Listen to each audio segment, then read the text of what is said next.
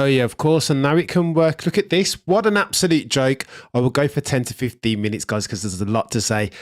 Blessings, greetings, and salutations to anybody who stayed on long enough to tolerate my absolute technophobe incompetence. Outrageous. Grant, if you're still there, nothing but love. Moderator extraordinaire, nothing but love. Mary Binney. Let's talk about Max and George yesterday, because there's a couple of talking points, isn't there? Just a couple. Let's talk about the incident first. So going into turn one, George gets his elbows out on Max, and I'm here for it. Finally, peddlers, we got a little bit of racing. I'm here for it, man. Nobody wants to see a domination. Anyone? Max, Lewis, particularly Max, right? Because he's done it for at least the last 12 months. I want to see competition. I want to see friction. We all want to see friction. FFS. Finally, in the 2023 season, we saw it via King George Russell of King's Lynn Norfolk Brain. Good morning. I'm excited, man. Listen, you'll have to excuse my excitement today because I am excited. This was chaos yesterday in the sprint race and the sprint shootout. Firstly, the sprint shootout was a madness. I'm glad we got to see Charles Leclerc, because he's a God tier level 1 lap specialist. I pray to all of the F1 gods that we can see Charles Leclerc take it to Max Verstappen as he learns to manage a race distance as good as he can manage a 1 lap shootout. That's the truth. Luke, what's going on? I know, Luke, mate, it's been a madness technologically. I don't know what OBS is dealing with. Anyway, let's get to the topic at hand, as we are T-minus 33 minutes from a race. By the way, I'm not going to stream the race because there's a lot going on in the space around copyright strikes, and I know you guys like the data. Let's just talk about the sprint race because it was a madness. Friction and automotive pugilism between Mr. Max Verstappen and George Russell, and I'm here for it. Here's what I think about this. First, let's go through the incident. Turn one going into George does just enough to warrant a bit of racing room, which on this occasion he is given by reigning world champion Dutchman Max Verstappen. Take it going into turn two. This is the clash point now. This is the incident. Going into turn two, it gets a bit techie, doesn't it? Max does his usual pinching. Now, I don't think Max is doing this deliberately, but this is just the way that Max races, and this is what he's going to have to change, and this is what he's going to have to evolve with as two-time champion now, right? He needs to understand and cater, amend his driving style, his wheel-to-wheel pugilism per se, dependent upon the person that he's racing. Okay, so if George Russell hadn't locked up temporarily, he would have been able to make the turn, and he wouldn't have had the own understeer that ultimately caused the incident and the big bloody shark bite out of that RB19 side pod. This is all very true. This is all very true. But the evolution of Max Verstappen, what needs to happen now, and this is my guy, Peter Windsor. Shout out to Peter. Massive citation. Massive big up to Peter Windsor. He's saying this and I'm borrowing it. If Max were racing Lewis Hamilton into turn two, it's a bit dark, isn't it? Why is it so dark? I don't know what's going on here, peddlers. The tech is just mad. I'm looking at the bloody picture and it looks completely different to what I'm seeing. But whatever. We move. 13 of you guys watching, and I owe it to you. We're going over 10 minutes before the race because it's techie. If Max Verstappen is racing Sir Lewis Hamilton into turn two, that incident doesn't happen. It doesn't happen. Doesn't happen the same way, because so tolerant and so malleable and so fair and so elder statesmanly is Sir Lewis Hamilton. Lewis probably would have backed out into turn two, but Max Verstappen, let this be known for the records. You weren't racing Sir Lewis Hamilton. Who you're racing is King George Russell of King's Lynn Norfolk. He's a killer. He's a killer. There's no other way to put it. Go and check out his overtake on his teammate in GP3 at Headed. Like, he doesn't F about, and he never is going to F about. George Russell is going nowhere. One of the reasons why we love Sir Lewis is because he's brilliantly fast, notwithstanding him being so fair and so polite in terms of his wheel-to-wheel racing. Okay, so it irks some of us. Some of us who are a bit more die-hard wish that Sir Lewis would have gotten his elbows out, done a Silverstone more often with Max. But that's not who he is. That's not in Lewis Hamilton's fibre. That's not in his makeup, his DNA, his natural proclivities to avert an accident rather to cause one. Flip that 180 with George Russell. He's everything who you thought he was. And even in the post-race, if you listen to his words, check out his body language, everything he's saying to you, I am here to win. I'm not here to crash. All I want from a race weekend is 25 points. And all I want from a sprint race weekend is 33 points. +1 if you're talking about the fastest lap. He's here to optimize, and he's not backing out of anything ever. Now, that will mean that there will be incidents like this and others. Checo Perez last year, he's going to come together with people and his teammate. That's an inevitability. But what else are we here for, peddlers, if not for a bit of racing and automotive pugilism? What else are we here for? Turn 3. I thought it quite interesting that Christian Horner took exception not to the turn 2 contact, the cheeky love kiss between George Russell and Max Verstappen. That wasn't Christian Horner, Red Bull team principal's point of contention. He was angry with turn 3. That was what pissed him off. He didn't like turn 3. What happened at turn 3 is that George Russell opened up his steering wheel a little bit. He hung, like old racing fans will know, he hung him out to dry, didn't he? That's what he did.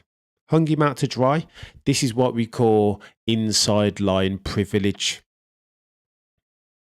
If you have the inside line, then you are entitled within reason, so long as it's not super aggressive, like we saw Max do to Lewis at Brazil turn 4 2021. So long as it's not too aggressive, and even then apparently depending on what stewards are on duty that day, you might be able to get away with it. Inside line privilege has always been a real thing. This is racing that we're talking about, and it always will be a real thing. And again, they've rewritten the rules, have the FIA, and they're saying, listen, if you have the corner, if you're ahead at the apex, even if you're on the inside or outside, then you are entitled. If you're on the outside, blah, blah, blah, blah, blah. What they instituted yesterday were the proper rules, right? If you are on the inside, then basically within reason, so long as you're not overly aggressive with the overcrowd of the chap on the outside, you can do whatever the F you want. This is George Russell, peddlers, King George Russell of Kings Lynn, Norfolk. Put some respect on his name. And then you get the altercation afterwards. So let's talk about Max first. What did Max say? Max said, you know what? You can't do that. I've got a massive hole in my side pod. Whatever you're saying, George, you didn't have grip. There was a lockup, but we all have that going into turn 1. And Max is on the money with that. He's absolutely right. But what irks people, right? Notwithstanding the fact that Max is a bit of a genius in a car and he's a sim racing god, all of that stuff. Okay, bank that for a second. I'm going to go another 5 minutes, peddlers, and then we're going to go and watch a race. Bank all of that for a second. His howls and his way of being irks F1 fans who aren't Max Verstappen fans first all around the world, because wrapped up in what Max has said, there is more than a tinge of hypocrisy. And Buxton said it perfectly. Will Buxton said, well, it's a bit fresh of Max, isn't it? When you think about Monza as an example, when you think about Silverstone last year as an example, and I went into Nash's Quick Stop F1 and said something that needed fact-checking yesterday. I said that Lewis Hamilton locked his wheel into Copse Corner in 2021. He didn't lock up, it was just an understand. I correct myself for that. We can be wrong. We're never going to get it right 100% of the time. Colin, what's going on? Mate, it felt like just a little bit of payback, didn't it? It did. But Max has got to be... So I think Max's howls and the way, the entitled manner within which... Let me get this right, this is important. The titled manner with which Max Verstappen articulates himself in that moment is what pissed a lot of people off, sadly. That's the truth, right? And the tinge of hypocrisy, more than a tinge.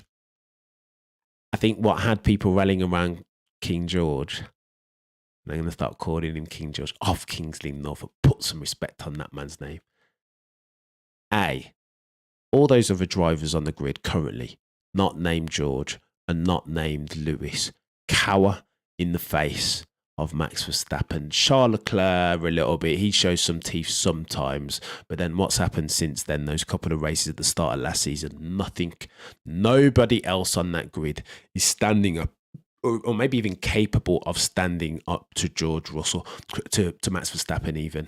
George Russell is doing it and I'm here for it. He and Lewis are going to put this season on their back in a shit box of a car and nail it. I'm here for that, peddlers. This is what we needed this season. Let's go, George Russell. And in the afters, again, I want you guys to pay attention to George Russell's body language and the words that are coming out of his mouth. On every single occasion, he lets you know who he is. Oh, Mary, Mary, I'm sorry, man. I will sort that out. I promise. There are no mods on this channel just yet. It's just I haven't had time to go and do some admin. Listen to George Russell. Pay attention to his body language. Over on the other channel, I did a deep dive. Even if I may say so myself, it's a fantastic video. Go and check that out. The truth about George Russell, Cameron F1. George is an F1 driver from the root to the tutor, down to the core, through his fabric and his very DNA. He is an F1 driver. What does that mean and what does that look like? Every single race weekend, he's not playing second fiddle. He's not going to play Valtteri Bottas and do the rear gunner thing. I think the best example of George Russell being a teammate is what you saw last year. And that, most Lewis Hamilton fans will agree, wasn't fantastic. It wasn't Bottas, but he can't play that game. He just doesn't have that in his locker. Let's be honest. That's not who he is. And you know what? Let me declare this. Let me say this for the avoidance of doubt peddlers, as I'm 3 minutes away from going to watch a race. I am here for it. I am here for it. Okay, so he and Lewis Hamilton are gonna have at some point a cheeky love kiss. It's not going to be a honky dory and roses and daisies between the two. Cool. That's the downside for me as a Lewis Hamilton fan. But the upside for me as an F1 fan is that we get to see somebody capable, ready, prepared, and willing to take the fight to Max Verstappen at every single apex. He's going to fight for every single inch of every bit of tarmac on each and every single track. And if not that, then what, peddlers? That, peddlers, is what we need. Philip, I agree with you, sir. If we're going to apportion blame, George absolutely was at fault for the cheeky love kiss that happened between him and Max Verstappen at turn 2 by virtue of the fact that even temporarily he locked up, but the stewards let him off. This is consistently inconsistent are the stewards. If you take Silverstone as a precedent, then absolutely George Russell should have got something of a penalty, a cheeky reprimand. Okay, so let the racing go. But by virtue of the fact, Philip, that it was a race, it was a lap 1 incident on a sprint race, I'm going to be consistently inconsistent myself and say I think the stewards did the right thing. Let them eat cake, Philip. Come on, let them race. When this season have we got that? We are at risk, and again, I said this on Quick Stop, wicked podcast with my boy Nasher and Mario of Quick Stop F1 yesterday. Go and check that out, where we went ballistic and nuclear. Lots of swearing and chaos, but it had to be done because I was fresh off the back of watching a sprint race that had me charged up. I will be honest. Like, subscribe to the channel, man. There's going to be lots more like this. I will say this in closing. I feel like we needed that, peddlers. Let's be honest, man. This season is there is a massive risk this season of it becoming another procession. The RB19 is a rocket ship. I'm going to try and put out a video at some point talking about this triple DRS. Whilst it's not a proper triple DRS, the fact that they have... Okay, so as at qualifying Azerbaijan Baku, I worked out per my guy Peter Windsor's numbers that Red Bull, their DRS gives them 6.2% increase in terms of their maximum velocity. Nobody else comes close to that, peddlers. They have an extra percentage point at the very least over Mercedes, 1.2%. I will release, follow me on at Cameron F1YT on Twitter, and I will release the graph at some point today. That's chaos. Ergo, we, as an F1 community, as F1 fans all over the world, are at risk of having another Red Bull procession on our hands. I don't want that. You don't want that. Ringo here definitely doesn't want that. Why? Because the Drive to Survive set generation, the new fans amongst us, I'm going to log off in 5 minutes, Petters. I always go long. What's wrong with me? We are at risk at the Drive to Survive generation. The new guys that are into the sport, the younger ones, the ones that have money, 18 to 35-year-olds, the marketer's dream of a demographic. We are at risk at having all of these new fans who are fresh to the sport sacking it off. They joined on the back of promise of a rematch of 2021.